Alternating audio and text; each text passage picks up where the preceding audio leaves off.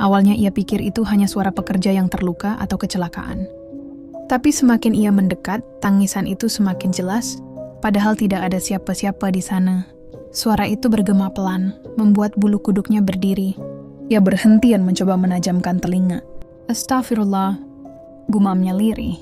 Darmin menoleh ke kanan dan kiri, tapi hanya ada semak-semak, batu, dan rangka besi yang menjulang. Dengan langkah tergesa, ia kembali ke barak pekerja. Sesampainya di sana, ia mencoba menceritakan pengalamannya pada beberapa teman. Tapi mereka hanya menertawakan. "Ah, kau baru pertama kerja di sini, jadi masih takut-takut. Itu cuma suara angin," kata salah satu pekerja sambil menepuk pundaknya.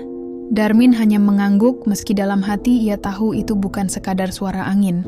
Ia sudah sering bekerja di proyek di berbagai tempat, tapi belum pernah mendengar suara seseram itu. Suara tangisan yang begitu nyata, seolah berasal dari dunia lain. Malam itu, ia tidak bisa tidur nyenyak. Udara di sekitar barak terasa pengap meski jendela terbuka. Beberapa pekerja mendengkur keras, yang lain mengobrol sambil merokok, tapi Darmin hanya berbaring menatap langit-langit. Hatinya gelisah. Ia kemudian bangun, mengambil air wudhu, dan melaksanakan sholat tahajud. Saat ia bersujud, entah kenapa perasaan takutnya mereda. Ia ada ketenangan menyelimuti. Meski samar-samar ia masih mendengar suara langkah kaki di luar barak. Ketika selesai berdoa, ia mengintip keluar jendela. Di luar gelap, hanya ada cahaya lampu minyak yang redup. Tapi aneh, ia melihat sosok bayangan bergerak cepat melewati halaman. Sosok tinggi besar, hitam, dengan kepala menunduk. Darmin tertegun, dadanya berdegup kencang. Ia mencoba memanggil nama teman sekamarnya, tapi suaranya tercekat.